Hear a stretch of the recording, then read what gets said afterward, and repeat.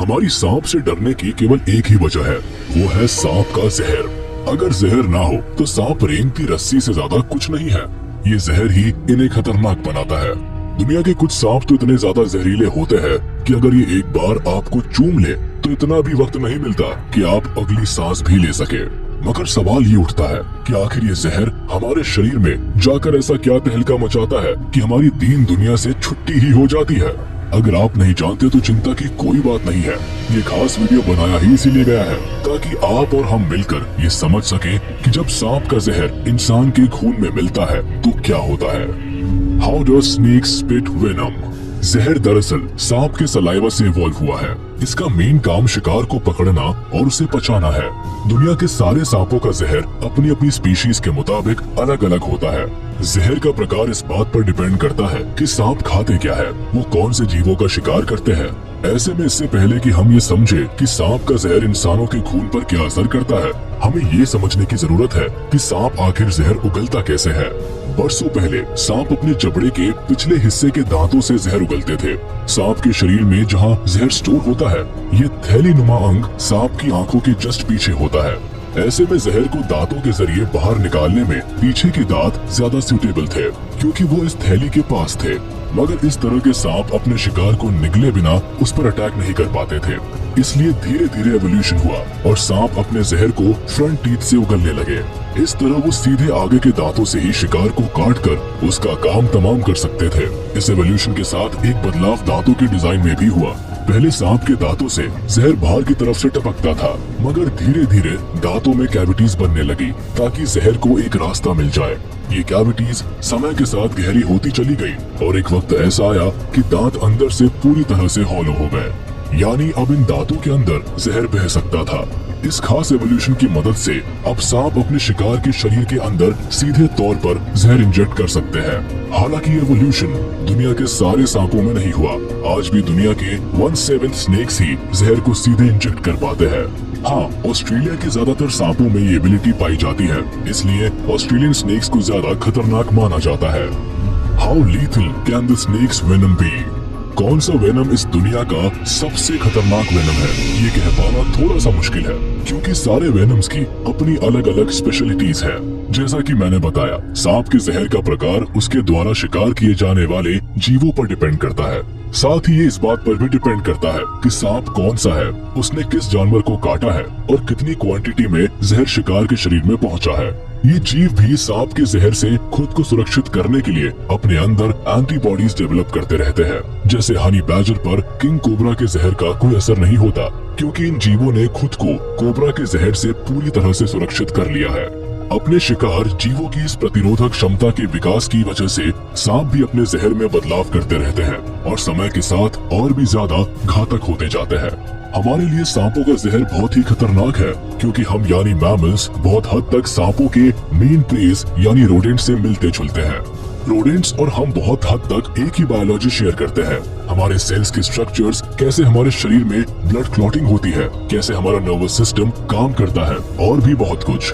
इसलिए रोडेंट्स को शिकार बनाने के लिए डेवलप किया गया जहर हम इंसानों पर भी बहुत बुरा असर डालता है। Different venoms have different effects on human body. सांप का जहर इंसानों के शरीर पर कई अलग अलग तरीकों से असर कर सकता है। ये तरीके हैं न्यूरोटॉक्सिसिटी, हीमोटॉक्सिसिटी, साइटोटॉक्सिसिटी, म्यूटॉक्सिसिटी, कोअगुलोटॉक्सिसिटी और कार्डियक टॉक्सिसिटी। न्यूरोटॉक्सिक वेनम इंसान के नर्वस सिस्टम और ब्रेन को बुरी तरह डैमेज कर देता है। ये जहर सीधे न्यूरोट्रांसमीटर्स पर हमला करता है। ये वो केमिकल्स हैं जो न्यूरॉन्स के थ्रू माइंड तक सिग्नल पहुंचाने का काम करते हैं। ब्रेन डैमेज होते ही इंसान की मौत हो जाती है। हीमोटॉक्सिक वेनम आपके शरीर में ब्लड क्लॉटिंग को रोक देता है, जिससे खून पतला होने लगता है और इंटरनल ब्लीडिंग शुरू हो जाती है।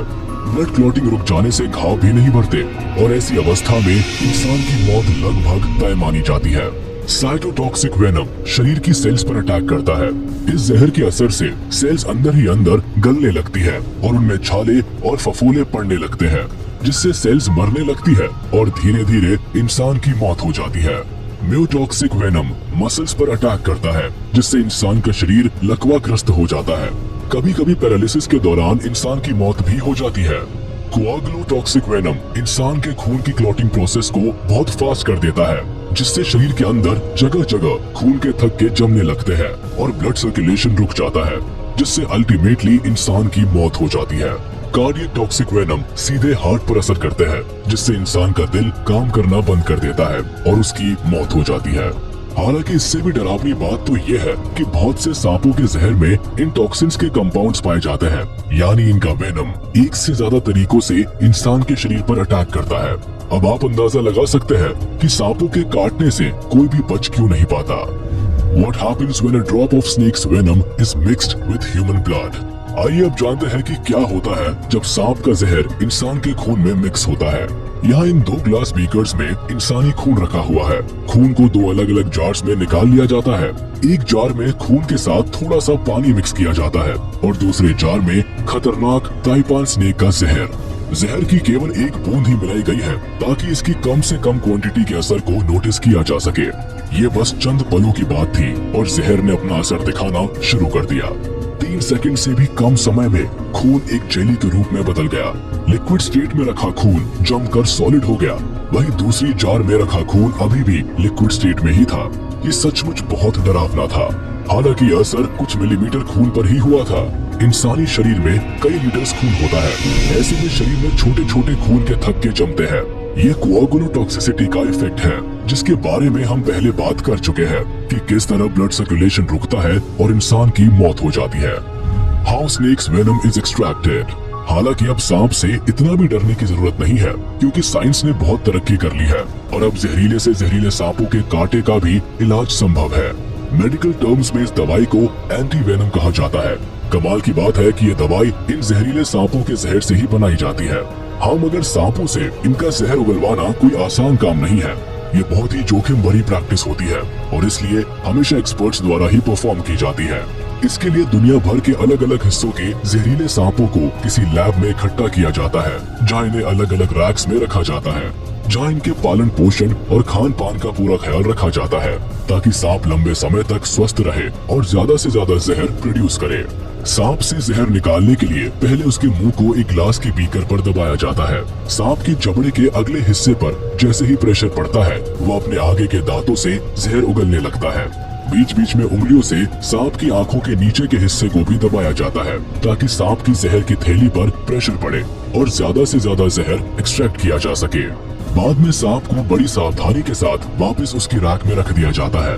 इस तरह एंटी वेनम बनाने के लिए वेनम तैयार है। Medical usage of snakes venom. हालांकि एंटी वेनम बनाना कोई हलवा बनाने जैसा आसान काम नहीं है। किस वेनम में कौन से टॉक्सिन के कितने कंपाउंड्स हैं, ये जानना बहुत ही टेढ़ी खीर है।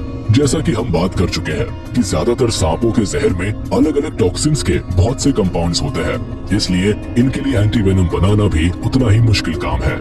एंटी वेनम बनाने से पहले वैज्ञानिकों ने लैब में पाले गए कई सारे चूहों पर दुनिया के अलग अलग सांपों के वेनम का अलग अलग क्वांटिटी में टेस्ट किया, ताकि एंटी वेनम के डोज की क्वांटिटी का पता लगाया जा सके। आपको जानकर हैरानी होगी कि एक एंटी वेनम बनाने के लिए एक बार में निकाले गए औसतन 15 से 20 सांपों के जहर की जरूरत होती है। खैर, आज के समय में दुनिया के ज्यादातर सांपों के एंटी वेनम बनाए जा चुके हैं और बचे हुए सांपों के जहर पर खोज जारी है। एंटी वेनम के अलावा भी सांपों के जहर के इंसानी शरीर पर असर को विज्ञान ने मेडिकल यूसेज में वरदान की तरह इस्तेमाल करने में बड़ी उपलब्धि हासिल कर ली है। इस एक एग्जाम्पल के जरिए समझते हैं। जैसे कोआगुलोटॉक्सिक जहर खून का थक्का जल्दी जमा देता है, तो इससे ऐसी दवाई बनाई गई जिससे ऑपरेशंस के दौरान यूज किया जाता है, ताकि ऑपरेशन के वक्त मरीज का ज्यादा खून ना बहे। इसी तरह के स्नेक वेनम के और भी कई सारे मेडिकल यूसेजेस हैं। चलिए, आज के वीडियो में बस इतना ही। कमेंट में जरूर बताइएगा कि सांप के जहर के इंसानी खून में मिलने पर होने वाले प्रभाव के बारे में ये कमाल की इन्फॉर्मेशन आपको कैसी लगी। उम्मीद है आपको ये वीडियो पसंद आई होगी, तो हमारे इस वीडियो को लाइक कर दें।